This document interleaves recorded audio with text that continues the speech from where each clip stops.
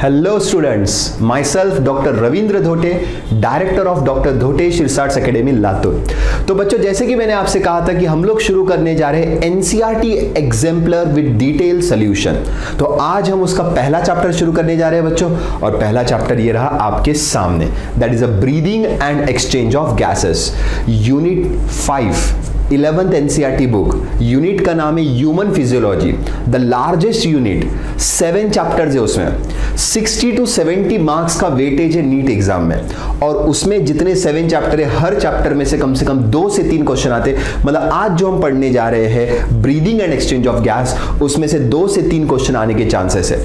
NCERT exemplar हम इसीलिए solve करते हैं बच्चों, ताकि उसके अंदर क्वेश्चन फ्रेमिंग कैसे हो, कि ये एनसीईआरटी के जो लोग हैं वो क्वेश्चन कैसे बनाते हैं, वोकैबुलरी कौन सी इस्तेमाल होती है, क्वेश्चन का पैटर्न क्या होता है, क्वेश्चन में ट्रिकीनेस कैसी होती है, ये सब जानने के लिए।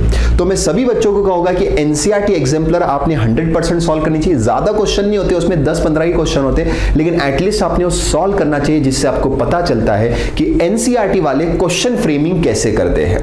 और यहां पर मैं सिर्फ क्वेश्चन सॉल्व नहीं कराऊंगा बेटा, हर एक ऑप्शन को डिटेल में समझाऊंगा, हर एक क्वेश्चन को डिटेल में समझाऊंगा। चलिए बच्चों, तो हम लोग हमारे टारगेट की तरफ बढ़ते, और आज का जो टारगेट हमने डिसाइड किया, breathing and exchange of gases. तो ये रहा आपका एनसीईआरटी एग्जाम्पलर बच्चों, ठीक है। तो चैप्टर का नाम जैसे मैं पहले ही बता चुका हूं, और ये आपकी एज इट इज एनसीईआरटी है, जो मैंने आपके वेबसाइट ncrt.nic.in मतलब ऑथेंटिक वेबसाइट से डाउनलोड किया है, जिसमें सारे क्वेश्चंस अवेलेबल है। तो breathing and exchange of gases, इसमें हम पहला क्वेश्चन उठाते हैं बच्चों। तो मैं चाहता हूं कि आप सभी लोग क्वेश्चन पे ध्यान दीजिए, सभी लोग आप लोग क्वेश्चन पे ध्यान दीजिए बच्चों, साइमल्टेनियसली पढ़ना है मेरे साथ आपको इसको। Respiration in insects is called direct because of, means सबसे पहले इन्होंने बोला है इंसेक्ट्स, ठीक है, और उसमें लिखा है कि इसे डायरेक्ट रेस्पिरेशन क्यों कहा जाता है, ठीक है। डायरेक्ट शायद से इसलिए बोलते होंगे, there is a direct exchange of gas between the cells and their respiratory organs, ठीक है। अगर मैं अपना रेस्पिरेटरी ऑर्गन, मैं इंसेक्ट नहीं हूं, लेकिन मैं अगर अपना रेस्पिरेटरी ऑर्गन देखता हूं और अपने रेस्पिरेटरी सिस्टम को देखता हूं, आपके रेस्पिरेटरी सिस्टम को देखता हूं, तो हमारे इसमें lungs is a principal organ, उसमें गैसेस आती है, जैसे ऑक्सीजन वगैरह आता है, और वो gases with the help of blood पूरी बॉडी में जाती है और सेल्स को डिस्ट्रीब्यूट करती है। लेकिन वैसा ही इंसेक्ट्स में है क्या? नहीं, इंसेक्ट्स का मामला पूरा अलग होता है। हमारे सिलेबस में एक इंसेक्ट दिया हुआ है जिसकी स्टडी हमको करनी पड़ती है, and that insect is cockroach. वो इंसेक्ट क्या है बेटा? कॉकरोच है। पहले मैं ऑप्शंस पढ़ लेता हूं, फिर एक एक ऑप्शंस को डिटेल में जाएंगे, पहले हम सारे पढ़ लेंगे। तो respiration in insect is called direct because the sale exchange of oxygen and CO2 directly with the, थोड़ा सा इसको यहां ले लेते बच्चों, थोड़ा सा मिनिमाइज कर लेते, ठीक है, ताकि देखने में आसानी हो। तो भैया ऑप्शन पढ़ लेते, the sale exchange O2 CO2 directly with the air in the tubes. तो कुछ ट्यूब्स है, उसके साथ सेल डायरेक्टली गैसेस को एक्सचेंज कर रहा है सर। दूसरा option, the tissue exchange O2 CO2 directly with the coelomic fluid. Coelomic fluid बोले तो बॉडी फ्लूइड्स होते हैं, जिसके अंदर जैसे अपने बॉडी फ्लूइड है, ब्लड, लिम्फ वगैरह, तो उनके भी कुछ ना कुछ बॉडी फ्लूइड्स होंगे। The tissue exchange O2 CO2 directly with the air outside through the body surface. The tracheal tubes exchange O2 and CO2 directly with the hemosyl with then exchange with the tissues। तो बेटा यहाँ पे tracheal tubes दिया हुआ है, जो कि actually respiratory organ होते हैं इंसेक्ट्स में, लेकिन ये देख के बच्चे गड़बड़ कर लेते हैं। मतलब सर एक्चुअली आंसर ये नहीं, मैं पहले आपको डायरेक्टली आंसर बता देता हूं बच्चों, तो ध्यान देंगे। डायरेक्टली इसका आंसर है सर फर्स्ट वन। कैसे? The cell exchange O2 CO2 directly with the air in the tubes। अब इसके लिए थोड़ा सा हमको इंसेक्ट्स का रेस्पिरेटरी सिस्टम पढ़ना पड़ेगा। चलिए मैं इधर दूसरा पेज ले लेता हूं और उसके ऊपर मैं एक्सप्लेन करता हूं बेटा आपको। चलिए ध्यान दीजिए बच्चों, यहां पे जनरली क्या होता है, इंसेक्ट्स जिसमें अगर हम इमेजिन कर रहे हैं कॉकरोच, क्यों हम कॉकरोच ले रहे हैं? क्योंकि सर कॉकरोच हमारे सिलेबस में, तो याद रखने के लिए आसानी होती है। अब सर इंसेक्ट्स के अंदर जो रेस्पिरेटरी सिस्टम होता है उसे हम लोग बोलते हैं ट्रकियल ट्यूब सिस्टम। ध्यान देंगे बच्चों, इंसेक्ट्स के अंदर जो रेस्पिरेटरी सिस्टम होता है उसे हम लोग क्या कहते हैं बच्चों? Tracheal tube system. अब ये सिस्टम काम कैसे करता है, तो एक रफ डायग्राम हमको बनाना पड़ेगा बच्चों, ध्यान दीजिए। फॉर एग्जाम्पल ये हम लोग बना लेते सर उसका ट्रकिया। ट्रकिया में टेनिडियाज होते, काइटिन के बने हुए स्ट्रक्चर, जिसके वजह से ट्रकिया को मजबूती आती है और ट्रकिया बिल्कुल भी कोलैप्स नहीं होता है। अगर समझो आपने कॉकरोच चैप्टर या ट्रकियल ट्यूब सिस्टम थोड़ा बहुत भी पढ़ा है तो मैं जो कह रहा हूं वो आपको समझ में आएगा। तो सर ये है ट्रकिया, लेकिन ट्रकिया इतना ज्यादा कड़क होता है कि इसमें से गैसेस आर पार नहीं जा सकती। पहली बात तो इसमें गैसेस अंदर गई, ये आपको ध्यान देना है। ये देखिए यहां से एटमॉस्फेयर से ऑक्सीजन अंदर की तरफ जा रहा है, अब ये जा रहा है, चलता जा रहा है, ठीक है। अब सर मामला ये है कि यहां पर है सेल्स, आप सेल्स बोल लो, group of cell that is tissue बोल लो, डजंट मैटर, ठीक है। अब इनको ये गैसेस एक्सचेंज करानी है। अब ट्रकिया डायरेक्टली एक्सचेंज नहीं कर सकता, तो ट्रकिया के क्या होंगे बेटा? ब्रांचेस। ट्रकिया के क्या होंगे बेटा? ब्रांचेस लाइक दिस, पतले पतले फाइन ब्रांचेस। और ये ब्रांचेस को हम लोग बोलते हैं बेटा क्या? ट्रकियोल्स। शब्दों पे ध्यान देंगे बेटा, ये ब्रांचेस को हम लोग क्या बोलते हैं बेटा? ट्रकियोल्स। तो बेटा trachea divides to form tracheoles. Tracheoles के अंदर ये जो बिल्कुल मैंने लाइंस बनाई, ये लाइंस काइटिन और टफ मटेरियल की बनी रहती, वो बिल्कुल नहीं रहेंगी। और वो बिल्कुल नहीं रहेंगी तो इससे फायदा ये एक रहेगा कि वहां से हम एक्सचेंज ऑफ गैसेस क्या कर सकते हैं? कर सकते हैं सर, ठीक है। तो यहां पर जो गैसेस आएंगी सर, ये जो बाहर से एटमॉस्फेरिक एयर से जो ऑक्सीजन आएगा, अब ये ऑक्सीजन आपके सेल्स के साथ क्या होगा सर? एक्सचेंज। ये आप देख रहे हैं, तो ये गैसेस आ गई सर अंदर O2, ये क्या आ गया सर अंदर O2। और सर जब आप ऑक्सीजन किसी भी सेल को सप्लाई करते हो तो वो सेल उसके बदले में क्या बनाता है बेटा? CO2। इतना तो बेसिक पता होना चाहिए ना कि ऑक्सीजन यूटिलाइज करके क्या बनता है? CO2। तो जैसे ऑक्सीजन आया वैसे वापस CO2 भी जाएगा, वैसे वापस CO2 भी जाएगा बेटा, और यहां से बाहर निकलेगा आउटसाइड द बॉडी। मतलब सर अगर आप देख रहे होंगे कि there is a direct exchange between the tracheoles and the cells, direct exchange insects में। इनके जो बॉडी फ्लूइड्स है बेटा, मतलब सर इनके जो सिलोमिक फ्लूइड्स हम लोग नाम दे रहे थे, जैसे कि उसको मैं एक कलर से रिप्रेजेंट कर लेता हूं यहां पे, कि यहां पे आजू बाजू ये सब कुछ लिक्विड में डूबा हुआ रहता है actually. Insects is having a open circulatory system, right? तो insect is having a open circulatory system, तो ये है उसका सिलोमिक फ्लूइड, बॉडी फ्लूइड। तो सिलोमिक फ्लूइड क्यों नहीं मदद कर रहा है एक्सचेंज ऑफ गैस में जैसे हमारे बॉडी में करता है? तो सिलोमिक फ्लूइड सबसे पहले लिख देंगे हम, doesn't play any role in exchange of gases. तो यहां से ये एमसीक्यू का आंसर एकदम क्लियर होता है। लेकिन एमसीक्यू ये आ जाता है फिर मन में कि why they doesn't play any role, क्योंकि बच्चों coelomic fluid they doesn't have, मतलब उसमें they have absence of haemoglobin and RBC. तो मतलब जो रेस्पिरेटरी पिगमेंट्स है वो उनके पास नहीं है, उनके लिक्विड में नहीं है, तो उनका लिक्विड कभी भी मदद नहीं कर सकता है for the exchange of gas. ठीक है, तो बच्चों आपको ध्यान देना है, ये देखिए ये जो डायग्राम बनाया था इस पे आपको ध्यान देना है बच्चों कि यहां पे आजू बाजू बहुत लिक्विड है, but they doesn't play role in the exchange of gases between this tracheal tubes, tracheoles and the cells. Why? Because they don't have a haemoglobin, they don't have the RBC. तो करके वहां पे कोई भी प्रकार का उनका रोल नहीं रहेगा। तो हमारा एमसीक्यू वही था बच्चों, देखिए रेस्पिरेशन इन इंसेक्ट्स,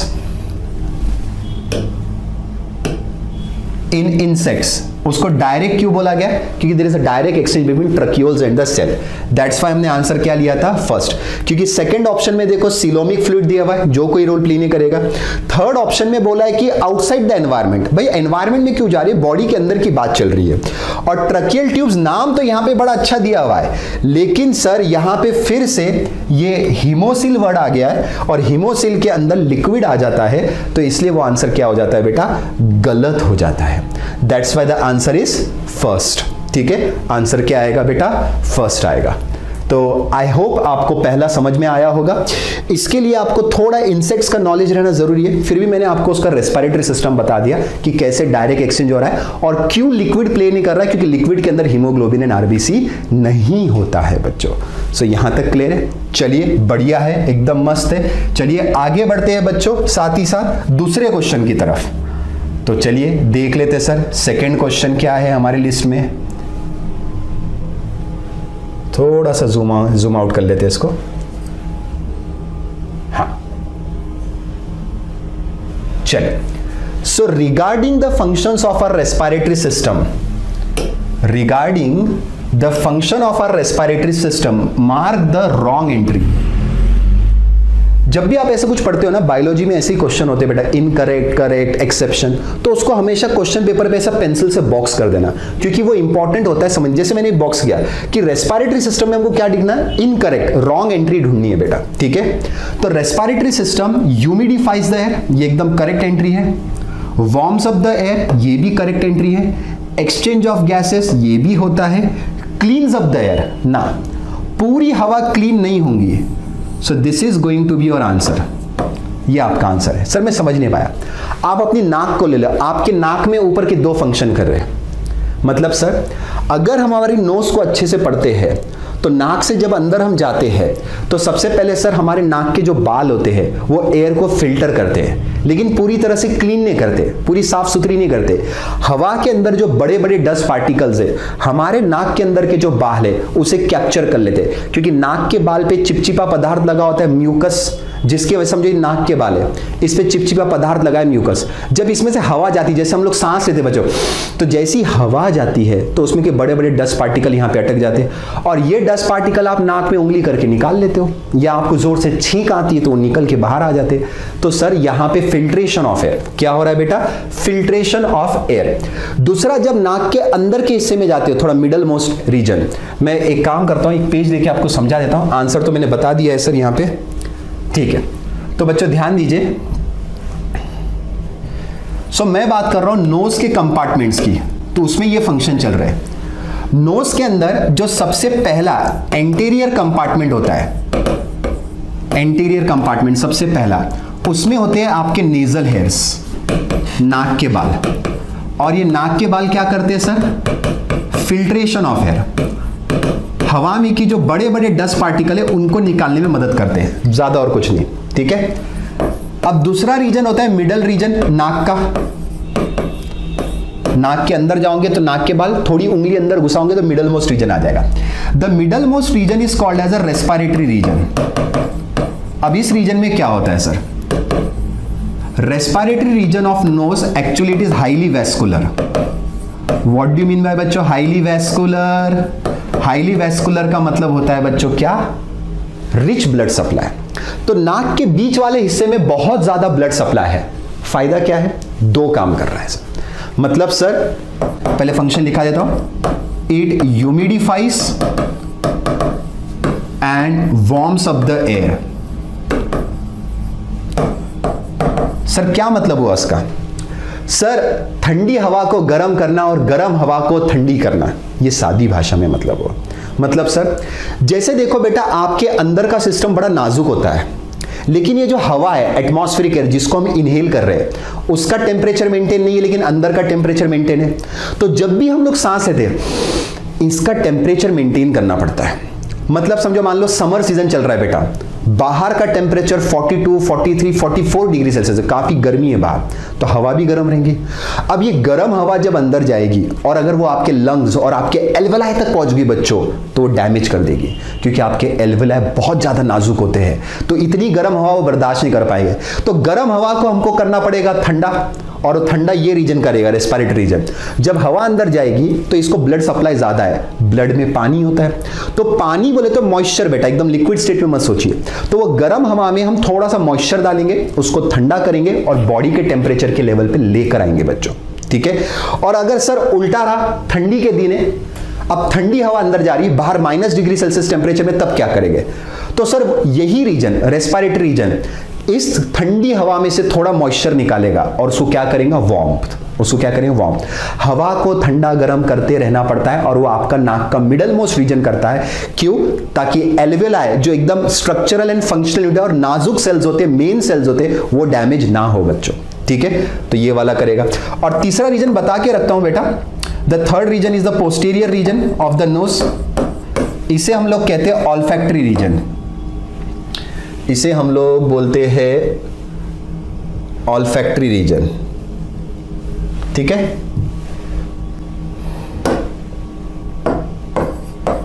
ऑल्फैक्टरी बोले तो सेंसरी, मतलब सेंस ऑफ स्मेल। इसके अंदर आपके न्यूरॉन्स रहेंगे बेटा, जो आपकी जो स्मेल की शक्ति है उसको बरकरार रखते हैं। तो पहला रीजन ऑफ नोज जिसमें नाक के बाल है वो फिल्ट्रेशन ऑफ एयर, दूसरा reason humidifies and warms the air, और तीसरा reason sense of smell.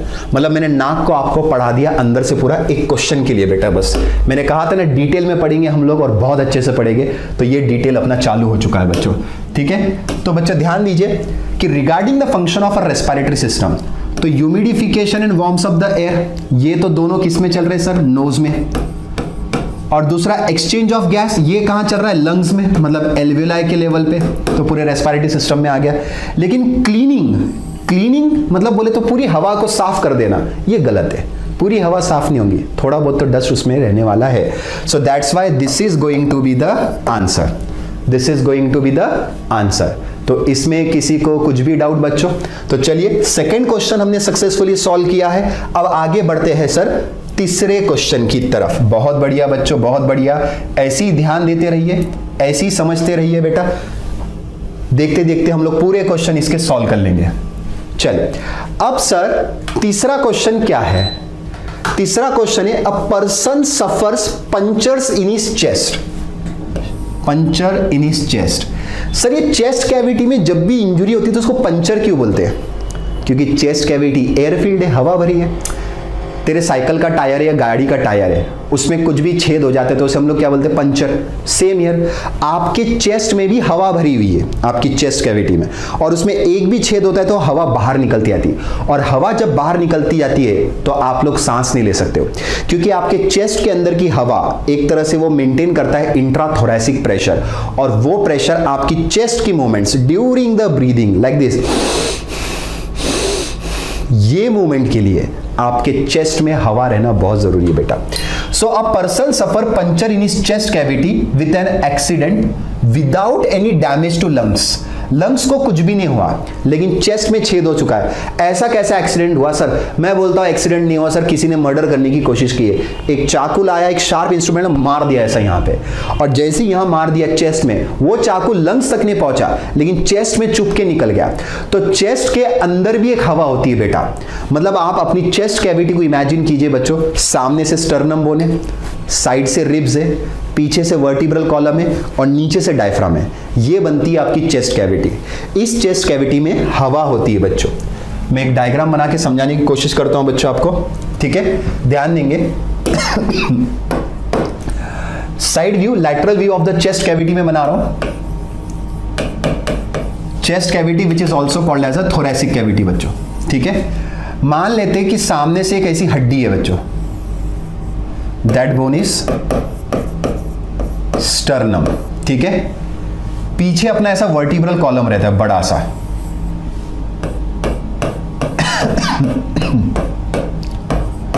So this is vertebral column, ठीक है?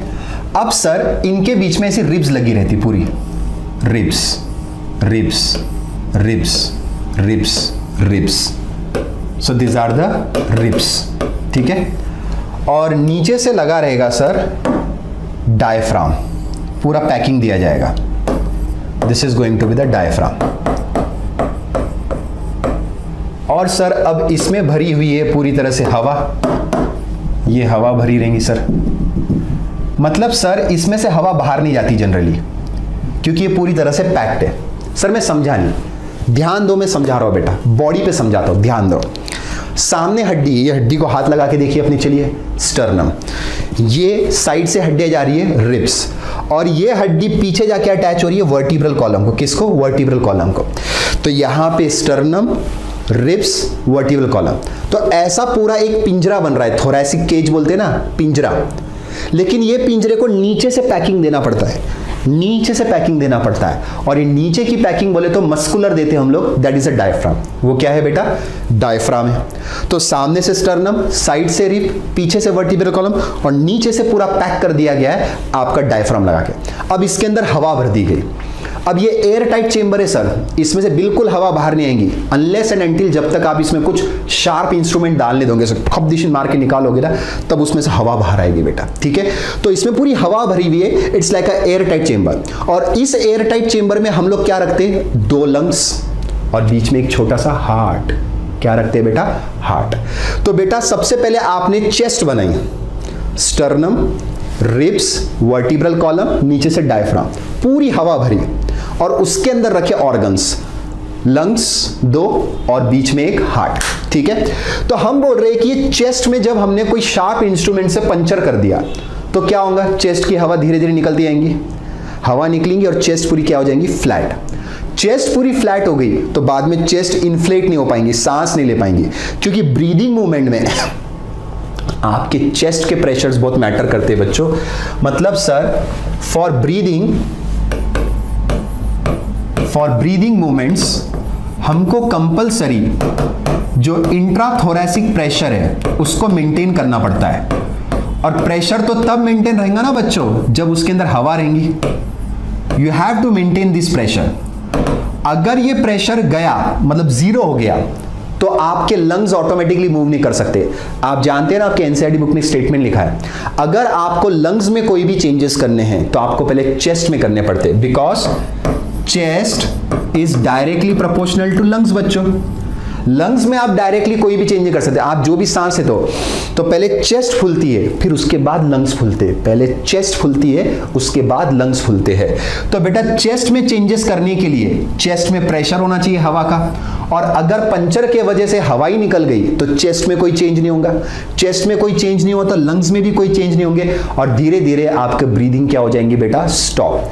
तो बेटा यही मामला था कि ये इतना डेंजर क्यों है कि आपके लंग्स डैमेज नहीं हुए लेकिन आपके चेस्ट में इंजरी हो गई, चेस्ट पंचर हो गई, धीरे धीरे हवा निकलती जाएगी बेटा।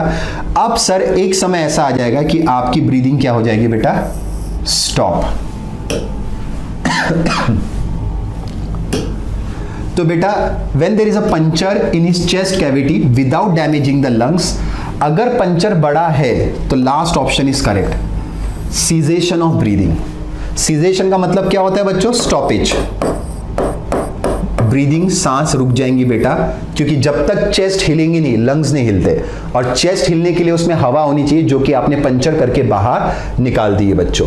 तो बच्चों यहां पे पहले ऑप्शन और चौथे ऑप्शन में कंफ्यूजन होता है कि सर सांस धीरे धीरे कम होंगी ना, तो रिड्यूस ब्रीदिंग रेट, लेकिन सर धीरे धीरे कम होते होते बंद ही हो जाएंगी, तो मैंने डायरेक्ट फाइनल स्टेज लिखा कि सांस यहां पे आपकी बंद हो चुकी है, सीधा सीधा। So this is going to be the answer बच्चों। Any doubt? एकदम क्लियर है बच्चों, भरोसा रखिए, यही आंसर टिक करना है, दूसरा आंसर टिक आपको बिल्कुल भी करना नहीं है। तो चलिए बच्चों यहां सक्सेसफुली हमने तीसरा क्वेश्चन कंप्लीट किया। आगे बढ़ते हैं चौथे क्वेश्चन की तरफ, ठीक है। चलिए बच्चों क्वेश्चन पढ़िए, होशियार है, पढ़े लिखे बच्चे सब पढ़ सकते हैं। It is known that exposure to carbon monoxide is harmful to animals because, भाई कार्बन मोनोऑक्साइड के साथ एक्सपोजर होना हार्मफुल है, क्यों? Option, it reduces the CO2 transport, it reduces the oxygen transport, it increases the CO2 transport, it increases the oxygen transport. मैं पहले तो answer बता देता हूं, answer will be the second, reduces the oxygen transport. क्यों sir? बताता हूं बेटा, लेट मी एक्सप्लेन। मैं एक तो बता दूं, सबसे पहले कार्बन मोनोऑक्साइड ये एक पॉइजनस गैस है। कार्बन मोनोऑक्साइड क्या है बेटा? पॉइजनस। कार्बन मोनोऑक्साइड अगर हमने गलती से ज्यादा इनहेल कर लिया तो हमारे मरने के पूरे पूरे चांसेस है। क्यों सर? क्योंकि सर आपकी बॉडी में जैसे ये होता है HbO2, इसे हम लोग क्या बोलते हैं बच्चों? Oxy haemoglobin.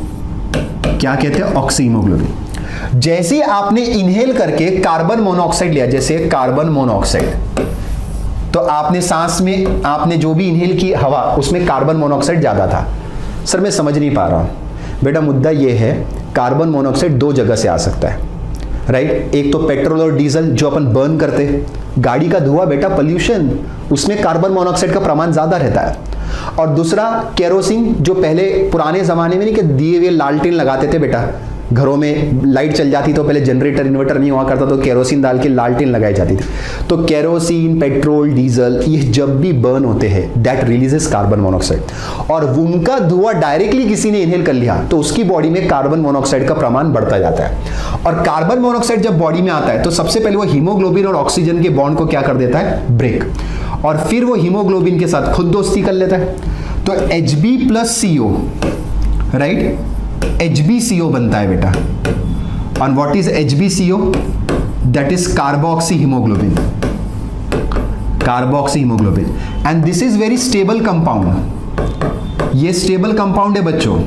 मतलब सर कि अगर आपको बॉडी में ऑक्सीजन हीमोग्लोबिन का बॉन्डिंग चाहिए तो कार्बन मोनोऑक्साइड नहीं रहना, क्योंकि एक बार कार्बन मोनोऑक्साइड आपकी हीमोग्लोबिन को जाके चिपक गया, उससे दोस्ती कर ली तो ये टूटेगा नहीं जल्दी। इनके बीच का बॉन्ड क्या रहता है? बहुत स्ट्रॉन्ग, स्टेबल। आप देख रहे होंगे एरो भी मैंने सिंगल ही बनाया है, रिवर्स नहीं बनाया। अनस्टेबल बॉन्ड नहीं, स्टेबल बॉन्ड है। तो सर अब जैसे जैसे आप जितना कार्बन मोनोऑक्साइड अंदर लोगे, हीमोग्लोबिन और ऑक्सीजन का बॉन्ड टूटेगा और हीमोग्लोबिन के साथ कार्बन मोनोऑक्साइड अटैच हो जाएगा। अब ये ऑक्सीजन धीरे धीरे बॉडी के बाहर एक्सपायर आउट होगा और आपके बॉडी में ऑक्सीजन ट्रांसपोर्ट नहीं होगा, आपकी बॉडी में ऑक्सीजन की कमतरता होती जाएगी। आपको मैं बता दूं, आपके बॉडी में ऑक्सीजन को अगर ट्रांसपोर्ट करना है तो आपको हीमोग्लोबिन के सिवाय पर्याय नहीं है। 97% ऑक्सीजन किसके साथ अटैच होके जाता है? हीमोग्लोबिन। अब वही हीमोग्लोबिन कार्बन मोनोऑक्साइड के साथ बिजी है भैया, उसके पास टाइम नहीं है, तो आपके बॉडी में 97% ऑक्सीजन की कमतरता हो जाएगी ना, क्योंकि हीमोग्लोबिन इज नॉट फ्री, वो अवेलेबल नहीं है। तो धीरे धीरे आपकी जान भी जा सकती है बेटा, धीरे धीरे आपकी इसके अंदर जान भी जा सकती है। इसलिए मैंने लिखा था आंसर वहां पे क्या? It reduces the oxygen transport, क्योंकि sir oxygen is mainly depend upon the haemoglobin and now haemoglobin is combining with the carbon monoxide. Carbon dioxide 20 से 25% ही डिपेंड करता है हीमोग्लोबिन पे, लेकिन ऑक्सीजन 97% डिपेंड करता था बच्चों। तो चौथा क्वेश्चन समझ में आ गया? That's great, that's good. इसी तरह बढ़िया बढ़िया हम क्वेश्चन सॉल्व करते हुए आगे की तरफ बढ़ते हैं बच्चों। चलिए चलिए आ जाइए पांचवा क्वेश्चन ये रहा। चलिए पढ़िए बच्चों। Mark the true statement among the following with respect to normal breathing. एक तो मैंने क्या बोला, पहले क्लियर कर देना, अपने को क्या ढूंढना है? ट्रू, तो उसको बॉक्स बना दिया। और रेफरेंस टू नॉर्मल ब्रीदिंग पूछा गया तो इसको भी बॉक्स बना दिया। तो पढ़ते समय ऐसी मेन पॉइंट्स को बॉक्स बनाते हुए चलना है, ठीक है? चलिए पहला, inspiration is a passive process whereas expiration is a active process. गलत, ये सरासर गलत है, उल्टा होना चाहिए। हम जब सांस लेते बेटा तो this is active process because it requires energy. जब भी हम सांस लेते तो हमारे मसल्स कॉन्ट्रैक्शन में जाते हैं। मसल कॉन्ट्रैक्शन में जाना मतलब क्या होता है बच्चों? एटीपी लगता है उसको, तो एनर्जी रिक्वायर्ड प्रोसेस होगी। तो एनर्जी रिक्वायर्ड होगी मतलब एटीपी इज रिक्वायर्डिंग देयर, तो that is a active process, right? अब सर दूसरा, इंस्पिरेशन इज एक्टिव, ये एकदम करेक्ट है, whereas expiration is passive. Correct, यही आंसर होना चाहिए।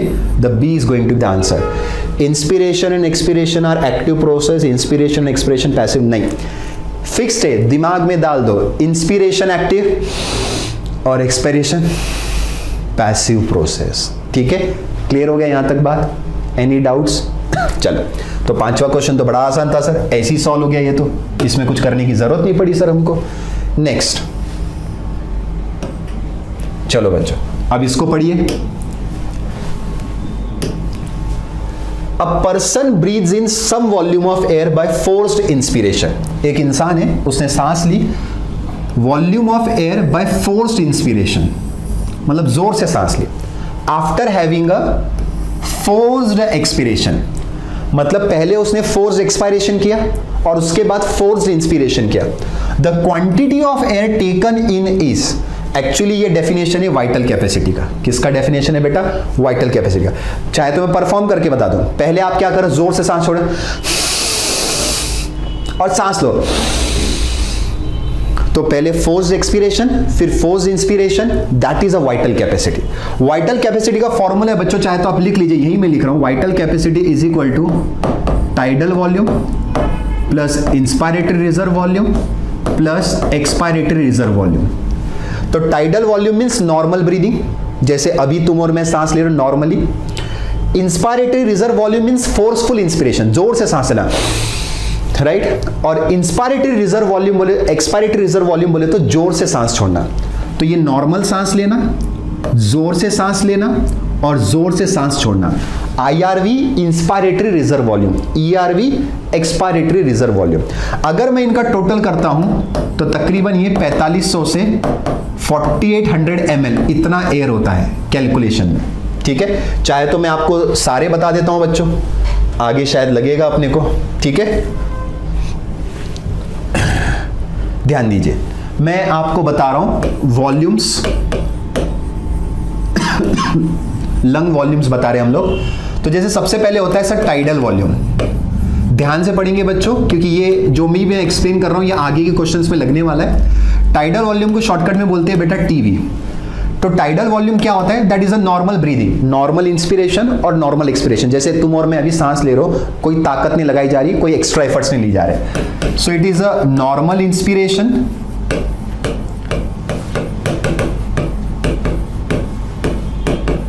और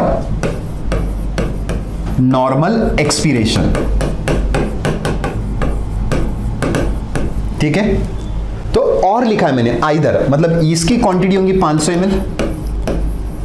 मतलब जब हम नॉर्मली सांस लेते हैं तो 500 ml हवा अंदर जाती है, 500 ml हवा बाहर आती है बच्चों, ठीक है।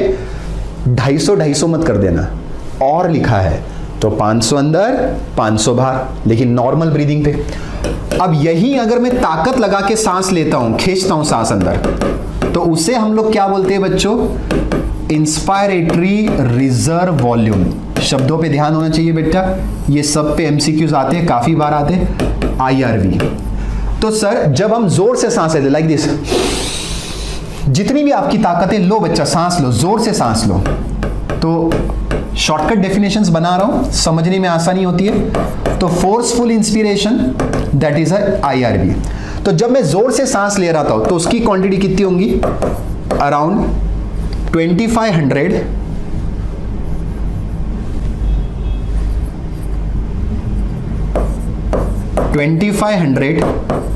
to 3000 ml। लो कर लो बात। जब मैं नॉर्मली सांस ले रहा था तो 500 ml थी, जब मैंने ताकत लगाई तो 2500 हो गई। सर बहुत ताकत लगाई आपने, अडल्ट की रीडिंग चल रही तो ऐसी रहेंगी बच्चों। और फाइनली अगर मैं जोर से सांस छोड़ रहा हूं तो एक्सपायरेटरी रिजर्व वॉल्यूम,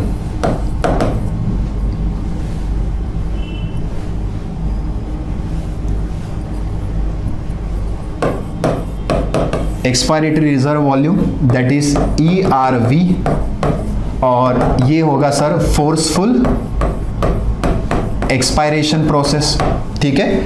और ये रहेगा सर 1000 ml। सर मैं समझ नहीं पाया, जब मैंने नॉर्मली सांस ली 500 ml था, नॉर्मली सांस छोड़ी तब भी 500 ml था, जब मैंने जोर से सांस ली तो 2500 से 3000 ml हुआ, लेकिन जब मैंने जोर से सांस छोड़ी, बेटा सांस खींचने में जितनी ताकत लगती है छोड़ने में उतनी ताकत अप्लाई नहीं कर पाते।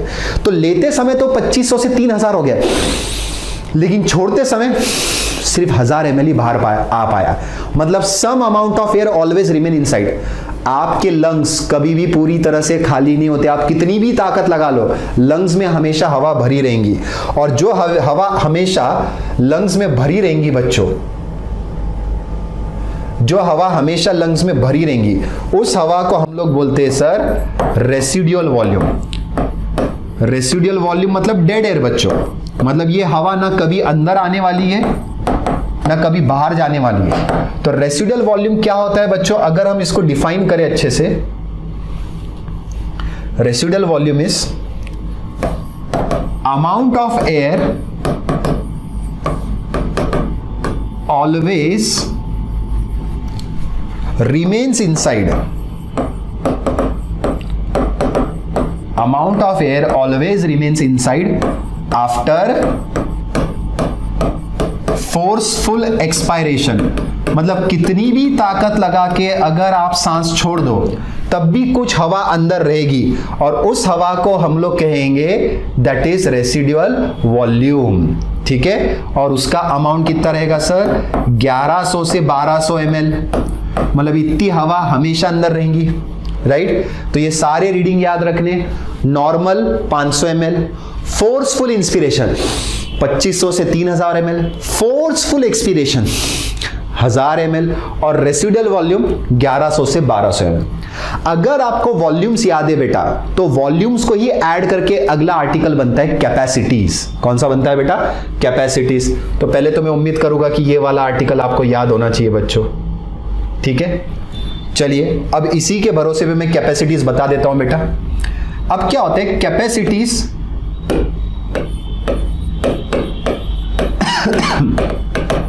अलग अलग फॉर्मूले होते हैं, शॉर्टकट में बताता हूं. जैसे पहला इंस्पायरेटरी कैपेसिटी.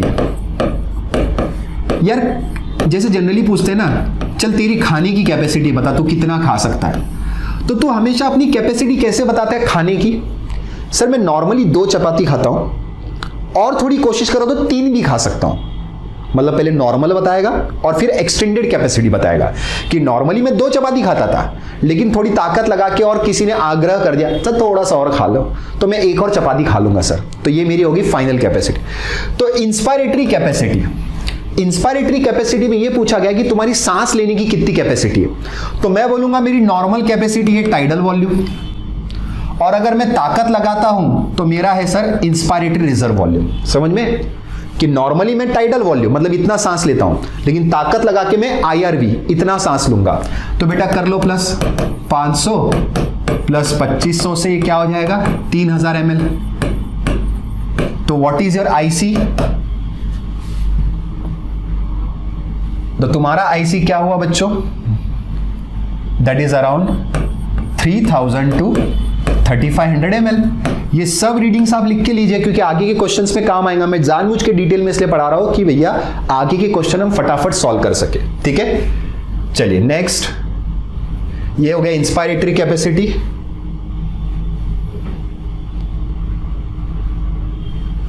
चलिए अब जैसे इंस्पिरेशन की कैपेसिटी है तो एक्सपायरेशन की भी होंगी बेटा. कि जैसे सांस लेने की कैपेसिटी थी तो सांस छोड़ने की भी कैपेसिटी होनी चाहिए बच्चों. एक्सपायरेटरी कैपेसिटी, अच्छा इंस्पायरेटरी कैपेसिटी IC शॉर्टकट और expiratory capacity EC shortcut. Shortcut तो याद रखो. तो सर एक्सपायरेटरी कैपेसिटी क्या होगा? नॉर्मली मैं इतना सांस छोड़ रहा हूं और पूरी ताकत लगा के मैं इतना सांस छोड़ रहा हूं. Tidal volume plus expiratory reserve volume. तो बेटा आप डायरेक्ट टोटल करो. टाइडल वॉल्यूम 500 ml है और ये 1000 ml है तो कितना हो गया बेटा 1500 ml. That is our expiratory capacity. Now the third one vital capacity जो अपना अभी अभी क्वेश्चन चल रहा था बच्चों.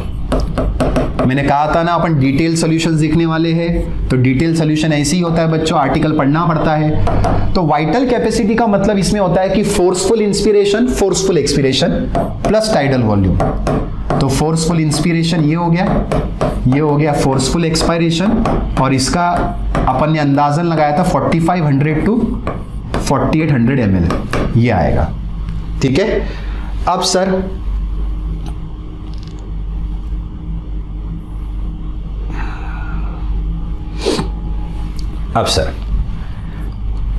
एक होता है FRC functional residual capacity. Functional residual capacity तो अब ये क्या है बच्चों? बताता हूं बेटा डेफिनेशन. आपने रेसिडुअल वॉल्यूम पढ़ा था. रेसिडुअल वॉल्यूम में आपने अभी देखा था कि that is a amount of air with in the lungs right after a forceful expiration. FRC में क्या होता है?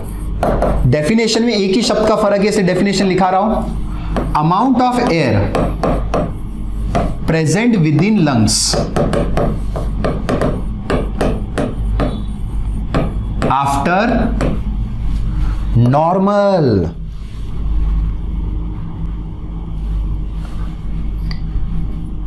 आफ्टर नॉर्मल एक्सपायरेशन, यही तो शब्द इंपॉर्टेंट है बच्चों, नॉर्मल।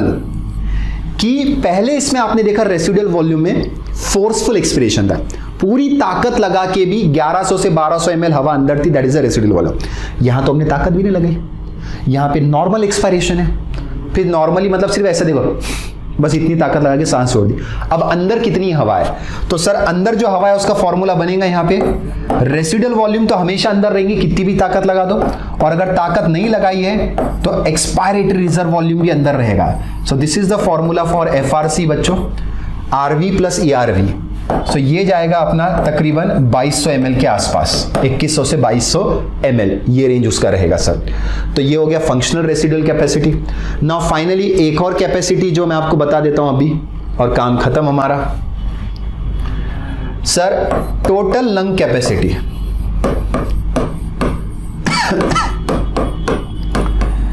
अब इसमें क्या होता है बच्चों कि इसमें है ना,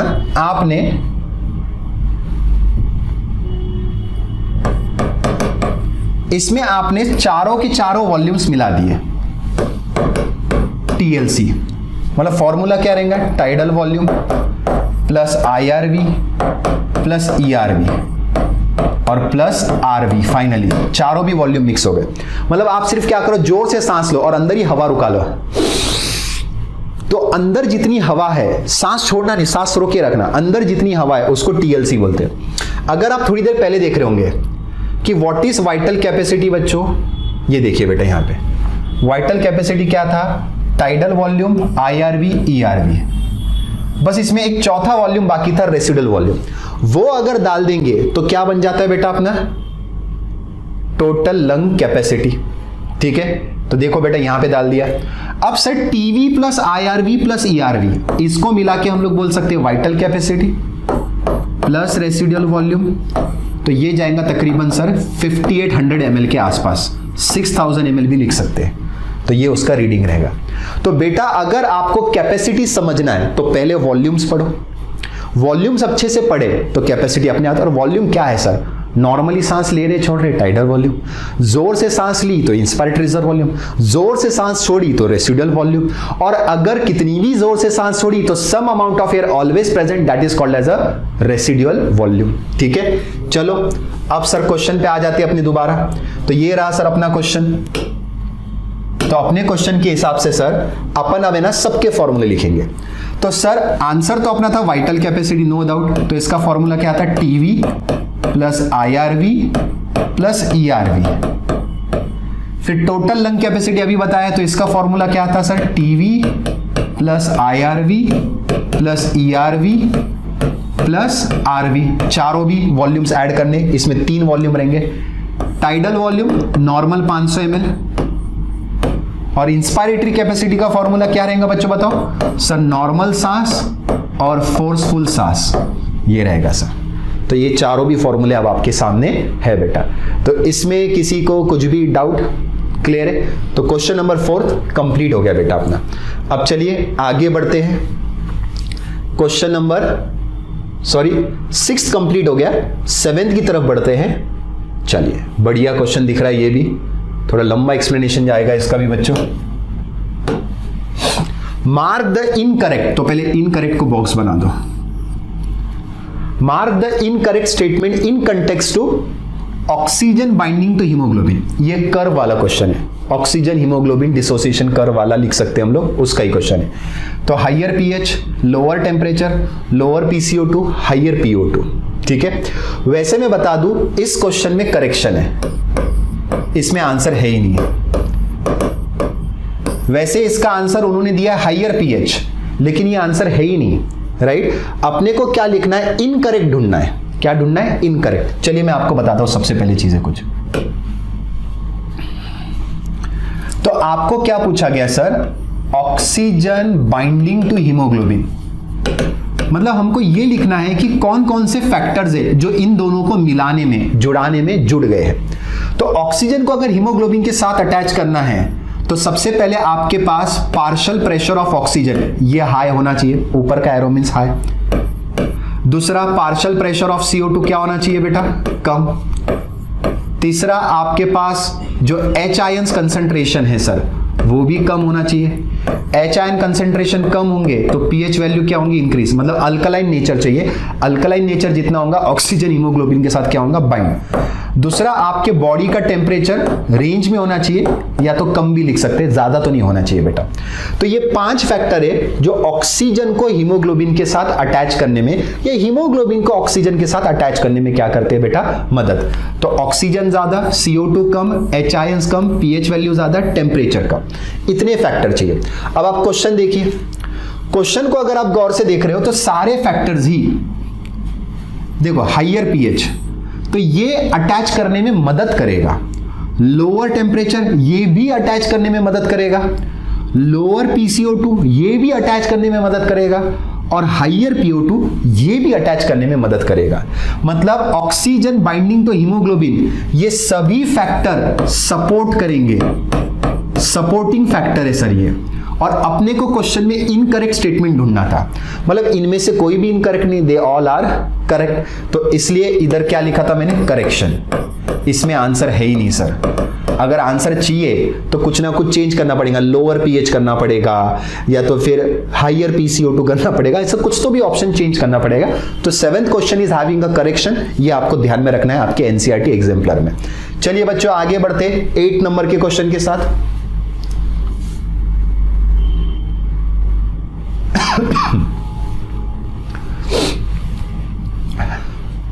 Which of the following statement is incorrect regarding the respiratory system? Incorrect, फिर से उसको बॉक्स कर दिया। मैं बोला ना बायोलॉजी में ऐसी क्वेश्चन आते, incorrect, correct, match the column वगैरह वगैरह ऐसी क्वेश्चन आएंगे बेटा, इसलिए पहले उसको हाईलाइट करना जरूरी है। तो इनकरेक्ट ढूंढना है, चलिए पढ़ते। Each terminal bronchiole give rise to network of bronchi, पहला इनकरेक्ट है बेटा।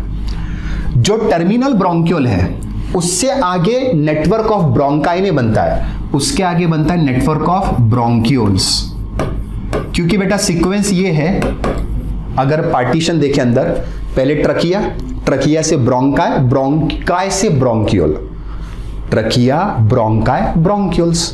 तो बेटा ब्रोंक्यूल से, टर्मिनल ब्रोंक्यूल से फिर से ब्रोंकाई कैसे बनेंगे, ब्रोंकाई से ब्रोंक्यूल बनता है, ठीक है। तो पहला ही स्टेटमेंट गलत था। The alveoli are highly vascularised, ये एकदम करेक्ट है बेटा, इसमें कोई गलत नहीं। अपने को इनकरेक्ट ढूंढना था तो पहला इनकरेक्ट था। Lungs are covered by double layered membrane, correct. That double layer membrane is called as what, pleura. और वो दोनों लेयर के बीच में क्या होता है, pleural fluid which reduces the friction on the lung surface, very good, right. Lungs के ऊपर क्या होता है बेटा, अगर मैं आपको डायग्रामेटिकली बता दूं, चलिए एक डायग्राम बना ही लेते सर, बढ़िया वाला डायग्राम बनाएंगे सर, ठीक है। मान लेते हैं कि ये आपके ऐसे लंग्स है, एक्चुअली मैंने राइट लंग बनाया है। तो लंग्स के ऊपर जनरली क्या होता है बेटा, 2 लेयर रहते हैं। एक लेयर तो बिल्कुल उसको चिपकी हुई रहती है, लेकिन यहां पे मैं थोड़ा दूर बना रहा हूं, ये जो ये पहली लेयर है, और दूसरी लेयर थोड़ी बाहर बाहर से होती है, लाइक दिस। तो एक होती है बेटा पैराइटल प्लूरा जो आउटर लेयर है,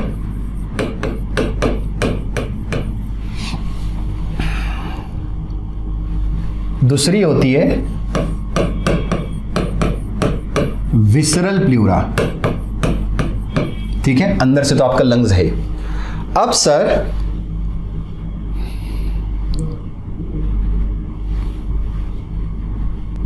ये दोनों भी लेयर के बीच में हम लोग लिक्विड रखते हैं, लाइक दिस। हम लोग क्या रखते हैं बेटा, लिक्विड, ताकि फ्रिक्शन ना हो दोनों लेयर के बीच में। तो ये लिक्विड का नाम होता है बेटा pleural fluid. This liquid is secreted by visceral pleura, उसको विसरल प्लूरा ही बनाता है। लिक्विड फ्रिक्शन नहीं होने देता दोनों लेयर के बीच में। तो ये स्टेटमेंट एकदम करेक्ट था बच्चों। तो देखिए बेटा यहां पे इसलिए हमको इनकरेक्ट ढूंढना था, इसलिए हमेशा क्वेश्चन में क्या करना पड़ता है, पहले से बॉक्स बना के रखना पड़ता है क्या ढूंढना है। तो आंसर विल बी 1, बाकी remaining 3 are the correct statement. चलिए आगे बढ़ते बच्चों, बढ़िया, हमने 8वां क्वेश्चन भी सॉल्व कर लिया।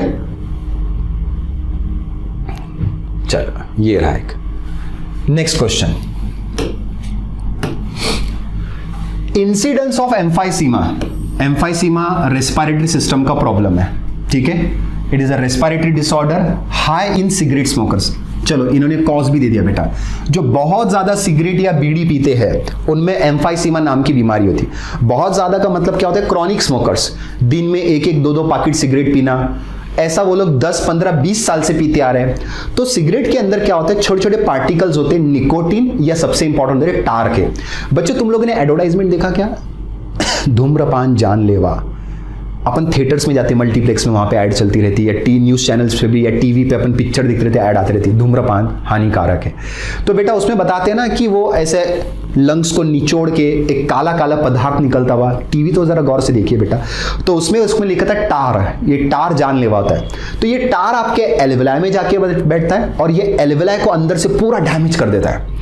और बेटा ये डैमेज परमानेंट होता है और इसका कोई भी इलाज नहीं होता है। इस बीमारी का कोई भी इलाज नहीं है, क्योंकि ये इतना अंदर जाके डैमेज करती है कि इसको हम सर्जरी से भी क्योर नहीं कर सकते।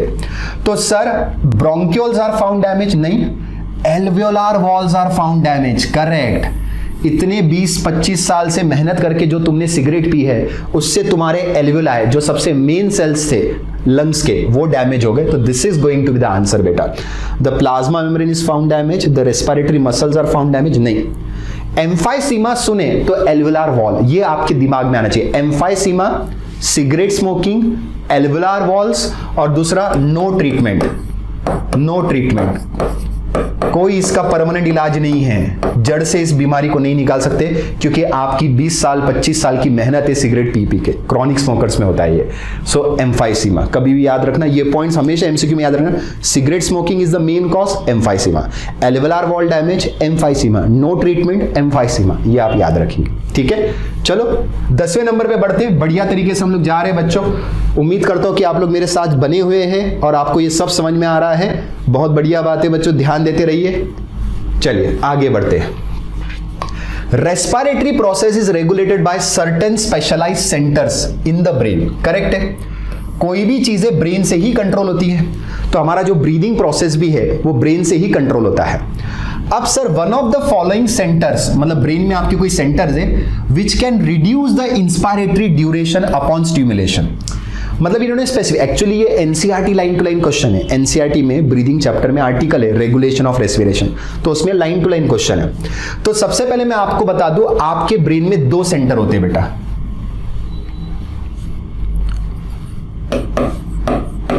रेस्पिरेटरी सेंटर,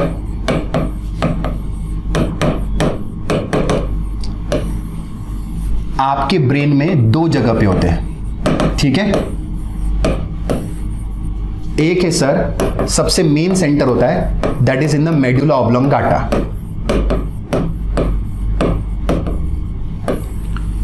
इसको मेन सेंटर या प्रिंसिपल सेंटर भी बोलते हैं रेस्पिरेशन का, जिससे ब्रीदिंग कंट्रोल होती है। और एक असिस्टेंट वाला सेंटर होता है जो पॉन्स वेरोलाई में होता है, मेडुला ऑब्लोंगाटा के ऊपर ही पॉन्स होता है। तो इसमें जो सेंटर होता है उसे हम लोग बोलते हैं न्यूमोटैक्सिक सेंटर। कौन सा सेंटर बच्चों? Pneumotaxic centre. तो ये सेंटर का काम था इंस्पायरेशन रेट को कम करना। सर इंस्पायरेशन रेट को कम करना मतलब ब्रीदिंग रेट फास्ट करना। ये लोग इंस्पिरेशन का ड्यूरेशन कम कर रहे थे बेटा। इंस्पिरेशन का ड्यूरेशन क्या कर रहे थे बेटा? डिक्रीज। तो मैं आपको बता दूं बेटा, हम लोग 1 मिनट से 12 से 16 बार सांस लेते, 12 to 16 पर मिनट। ये हमारा रेस्पिरेटरी रेट है कि 1 मिनट में हम इतना सांस लेते हैं। और सांस गिनते कैसे? 1 2, मतलब इंस्पिरेशन प्लस एक्सपिरेशन मिला के 1। ऐसा नहीं गिनना 1 2 3 4, अरे ऐसा नहीं गिनते। 1 2, राइट। अब मैं जिसमें इंस्पिरेशन जब मैं कर रहा हूं तो उसको कुछ हार्डली 2 या 3 सेकंड लगते हैं। इंस्पायर करने को 2-3 सेकंड, एक्सपायर करने को 2-3 सेकंड। तो ऐसा बोलते कुल मिला के 5 सेकंड का साइकिल होता है जिसमें इंस्पिरेशन और एक्सपिरेशन होता है। अब मैं उसमें इंस्पिरेशन का ड्यूरेशन क्या कर रहा हूं? कम, मतलब इंस्पिरेशन को मैं क्या कर रहा हूं? फास्ट। तो ऑब्वियसली मेरा रेस्पिरेटरी रेट यहां पे क्या होने वाला है? इंक्रीज। कि जब मैं इंस्पिरेशन मान लो 3 सेकंड में कर रहा था पहले नॉर्मली, अब मैं उसको 1.5 सेकंड में कर रहा हूं, तो 3 सेकंड में मेरे 2 बार इंस्पिरेशन हो जाएंगे। तो यहां पे रेस्पिरेटरी रेट क्या होगा बच्चों? चेंज होगा। तो बेटा यहां पे आंसर एकदम क्लियर है, यहां पे आंसर एकदम क्लियर है, your answer is going to be the pneumotaxic centre. Medullary centre is the main, वो बढ़ाएगा भी और कम भी करेगा, लेकिन सिर्फ कम करने की जिम्मेदारी किसकी थी? न्यूमोटैक्सिक सेंटर की। एप्यूनिस्टिक सेंटर ये भी आपके पॉन्स में होता है, लेकिन ये हाइपोथेटिकल सेंटर बोलते हैं इसको। क्या बोलते हैं? हाइपोथेटिकल। कुछ साइंटिस्ट मानते हैं, कुछ नहीं मानते। अच्छा, इसका काम भी वही है जो न्यूमोटैक्सिक करेगा, लेकिन एनसीईआरटी बुक में एपिन्यूस्टिक सेंटर नहीं दिया है, तो इसलिए आंसर हमारा जाएगा pneumotaxic centre, which is found in the pons, brain का हिस्सा। Second last part of the brain is pons and the last part of the brain is medulla oblongata. चलिए, तो 10वें नंबर का क्वेश्चन भी आसानी से हो गया। आगे बढ़ते हैं भैया।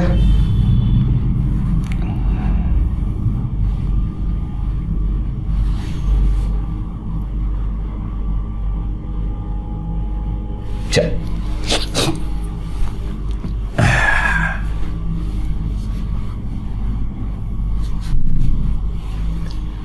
CO2 dissociates from carb amino haemoglobin when, तो ये भी CO2 dissociates from carb amino haemoglobin when. तो सर सबसे पहले इसके फैक्टर्स लिखने पड़ेंगे, कौन सपोर्ट कर रहा है और कौन अपोज कर रहा है। चलिए अब ध्यान दीजिए, फैक्टर लिख देंगे। सर Hb प्लस CO2, ये बनता है सर HbCO2। तो सर इसे हम लोग बोलते हैं कार्ब अमाइनो हीमोग्लोबिन। क्या कहते हैं? Carb amino haemoglobin. ठीक है, तो सर सबसे पहले इन दोनों को जोड़े रखने के लिए विच फैक्टर्स आर रिस्पॉन्सिबल, मतलब एसोसिएशन फैक्टर बोलते हैं। एसोसिएशन फैक्टर मतलब समझ रहे हो ना बच्चों, कि जो इनको जोड़े रखेगा, HbCO2 को आपस में जोड़े रखेगा। तो सर सबसे पहले कार्बन डाइऑक्साइड का लेवल ज्यादा होना चाहिए, वो उनको जोड़े रखेगा। ऑक्सीजन की मात्रा कम होनी चाहिए, फिर उसके बाद H आयंस की मात्रा ज्यादा, pH वैल्यू कम, मतलब एसिडिक नेचर चाहिए सर हमको यहाँ पे, और बॉडी का टेम्परेचर एक ज्यादा लगेगा। तो इतने फैक्टर एसोसिएशन के। अब सर डिसोसिएशन, डिसोसिएशन बोले तो इनको कौन तोड़ेगा सर?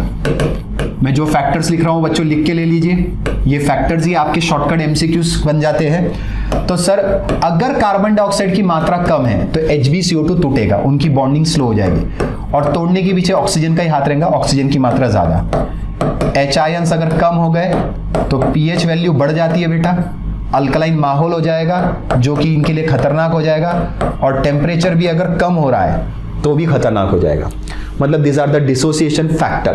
अब सर लिस्ट आपके सामने है, आप देख लीजिए और क्वेश्चन पढ़ लीजिए दोबारा। आपको क्या करना था बच्चों? CO2 dissociate from carb amino haemoglobin, तो डिसोसिएशन फैक्टर ढूंढने। तो PCO2 ज्यादा और PO2 कम, ये उल्टा एसोसिएशन होगा। पहला वाला फैक्टर क्या करेगा? Association. PO2 is high and PCO2 is low, ये पक्के से डिसोसिएशन करेगा। तो this could be the answer. और तो पढ़ लेते, PCO2 PO2 are equal, none of the above. नहीं, आंसर विल बी सेकंड, क्योंकि बेटा अभी अभी मैंने बताया, ये देखिए। तो सर आपको डिसोसिएशन करना था जिसमें PO2 हाई और PCO2 लो, वही आपके सामने बच्चों, PO2 हाई PCO2 लो। इससे क्या होने वाला है बेटा? डिसोसिएशन होने वाला है। तो यहां तक पॉइंट समझ में आ गए। तो ये 11वां प्रश्न भी सॉल्व हो गया बच्चों। चलिए आगे बढ़ते हैं।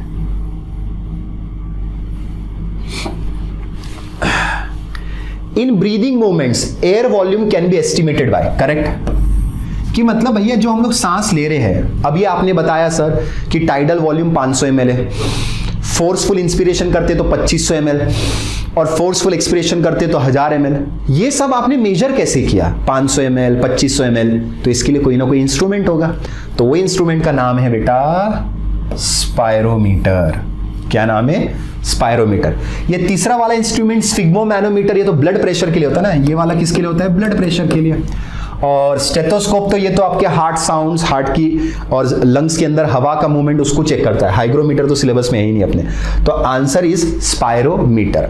अच्छा, स्पायरोमीटर से आप सब चेक कर सकते हो, सारे वॉल्यूम्स एक्सेप्ट व्हाट? एमसीक्यू बेटा मैंने कहा कि जो हवा अंदर जा रही, जो हवा बाहर आ रही, आप उसी को मेजर कर सकते हो with the help of this instrument. लेकिन जो हवा ना अंदर आ रही ना बाहर जा रही, उसको मतलब sir spirometer can measure all, can measure all except residual volume बच्चों, क्योंकि ये हवा अंदर ही है, ना बाहर आएंगी ना अंदर जाएगी। अब रेसिडुअल वॉल्यूम जितनी भी कैपेसिटीज में आती वो भी मेजर नहीं होंगी।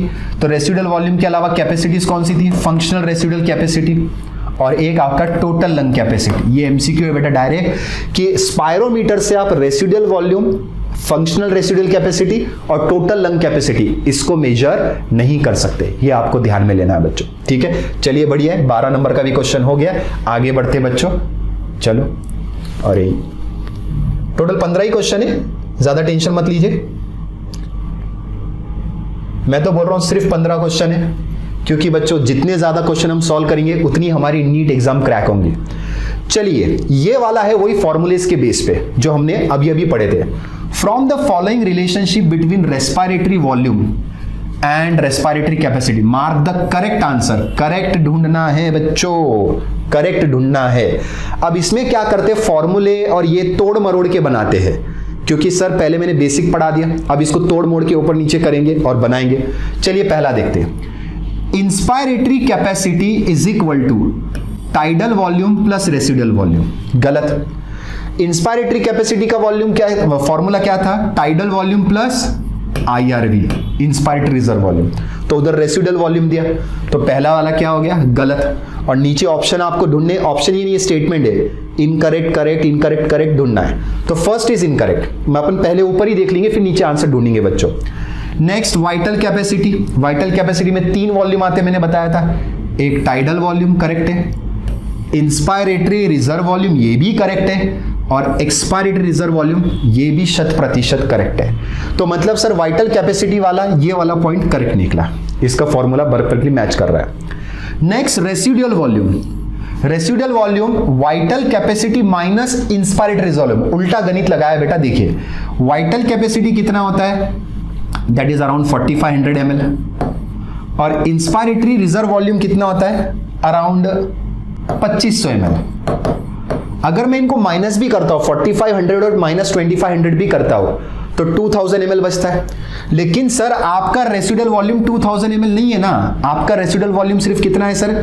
1100 ml और सिर्फ 1200 ml। तो ये 2000 आ रहा है। वाइटल कैपेसिटी में से अगर IRV निकाले तो 2000 आ रहा है। तो ये स्टेटमेंट क्या हो गया सर? गलत हो गया। टाइडल वॉल्यूम, चलो देख लेते हैं क्या दिया है। Inspiratory capacity minus inspiratory reserve volume. देख इंस्पायरेटरी कैपेसिटी कितना है, मान ले 3000 ml, 3000 से 3500 होता है, और इंस्पायरेटरी रिजर्व वॉल्यूम कितना है बेटा? 2500 ml, तो माइनस 2500 ml। तो 3000 में से 2500 गए तो बचा कितना बेटा? 500।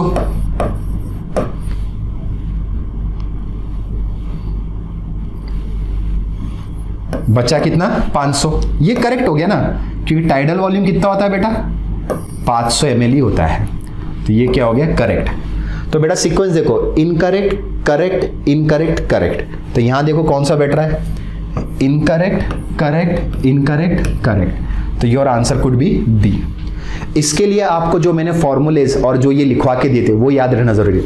ये देख टाइडल वॉल्यूम का कोई फॉर्मूला नहीं है, तो मुझे पता था इनकी वैल्यू ढूंढनी पड़ेगी। टाइडल वॉल्यूम 500 ml था, तो मैंने इसमें वैल्यू पुट करके उसको प्लस माइनस जो करना था कर दिया, और आंसर मैंने बना दिया सर यहाँ पे।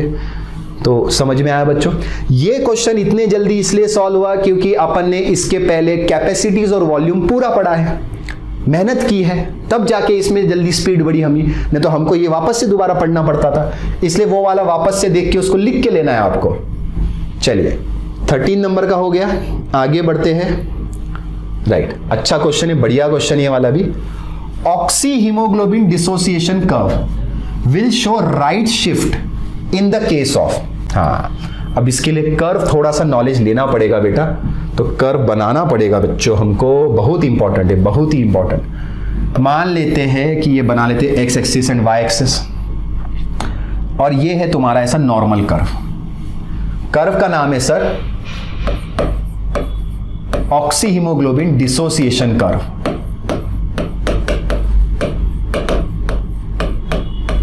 ऑक्सी हीमोग्लोबिन डिसोसिएशन कर्व, ठीक है। अभी मैंने नॉर्मल कर्व बनाया है, अब मैं थोड़ा सा कर्व नीचे गिरते हुए बनाता हूं।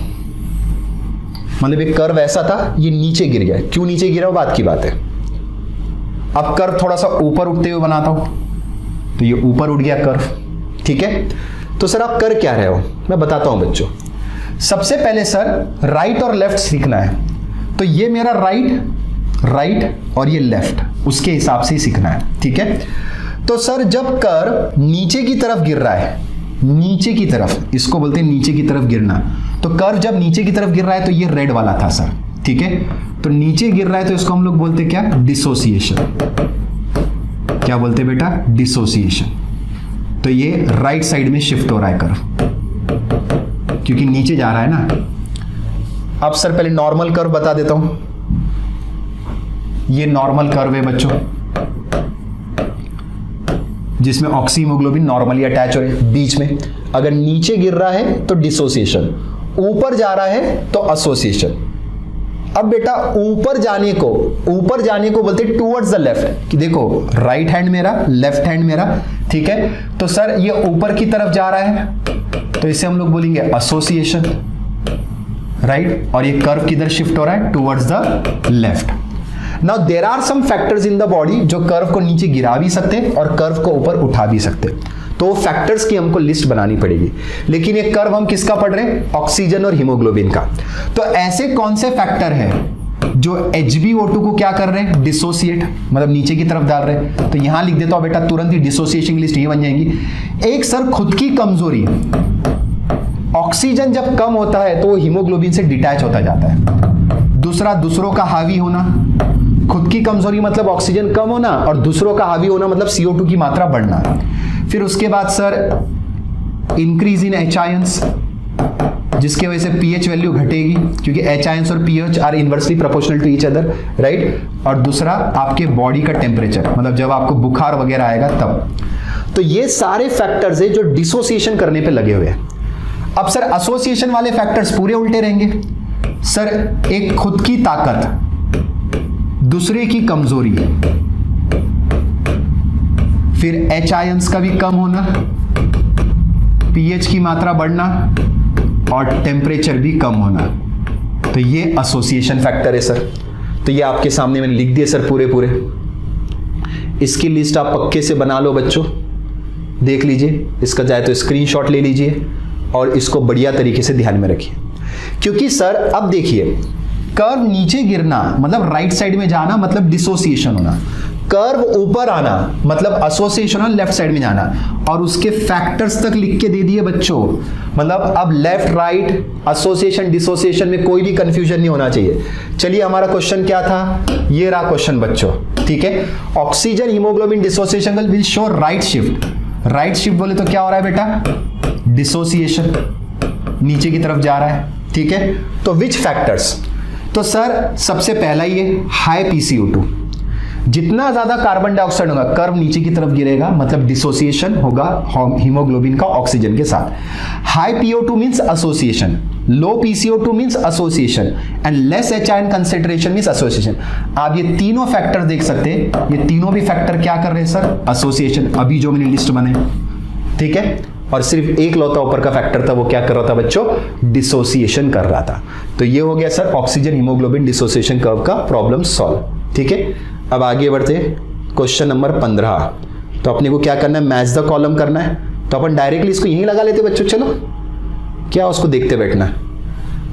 अर्थवर्म में रेस्पिरेटरी ऑर्गन कौन सा है, तो मॉइस्ट क्यूटिकल्स, मतलब अर्थवर्म की जो स्किन होती है ऊपर की, उसको क्यूटिकल बोलते हैं, वो हमेशा मॉइस्ट होती है, क्योंकि अर्थवर्म अपने क्यूटिकल से ही एक्सचेंज ऑफ गैस करता है। बेटा याद रखना, अर्थवर्म की स्किन पे जो मॉइस्चर रहता है वो उसकी लाइफलाइन है।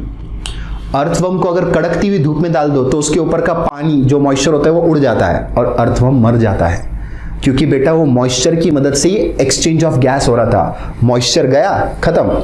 तो मॉइस्ट क्यूटिकल, इंसेक्ट्स का ट्रकिया, फिशेस का गिल्स, और बर्ड्स का और रेप्टाइल्स का लंग्स। तो A इज इक्वल टू क्या आ गया, 1, ठीक है। चलिए अब देखते हैं A इज इक्वल टू 1 कहाँ है। A इज इक्वल टू 1 तो तीन जगहों पे बेटा। अब B इज इक्वल टू क्या होना चाहिए, फिर A इज इक्वल टू 1 आ रहा है तो B इज इक्वल टू 4। चलो देखते हैं, हाँ चलो मिल गया answer. A is equal to 1, B is equal to 4 और C2 और D1, ये आंसर अपना मिल गया। तो यहां पर हमने sir breathing and exchange of gas के MCQs पूरी तरह से सॉल्व किए फ्रॉम द NCERT एग्जाम्पलर। इसके बाद वो short answer question, long answer question, वो अपने को जरूरत नहीं नीट एग्जाम में सिर्फ MCQs पूछे जाते हैं। तो बच्चों मैं उम्मीद करूंगा कि आप इस वेब सीरीज का पूरा फायदा उठाइए, NCERT एग्जाम्पलर का पूरा फायदा उठाइए। NCERT एग्जाम्पलर डाउनलोड करके लीजिए बच्चों फ्रॉम द ncert.nic.in। उस पे से आप जाएंगे, वहां पे टाइप करेंगे NCERT एग्जाम्पलर, तो 11th class, 12th class, physics, chemistry, biology की सबकी आपको मिलेगी, आसानी से मिलेगी बच्चों। तो आप बिल्कुल टेंशन मत लीजिए, आपके सारे प्रॉब्लम्स हम लोग सॉल्व करेंगे। बस आप हमारे साथ बने रहिए, चैनल को सब्सक्राइब कीजिए बेटा, और बहुत जल्द मिलेंगे बेटा ऐसी अगले एक और चैप्टर के साथ। तब तक के लिए बेटा stay home, stay safe, stay connected. Tata, bye bye, take care.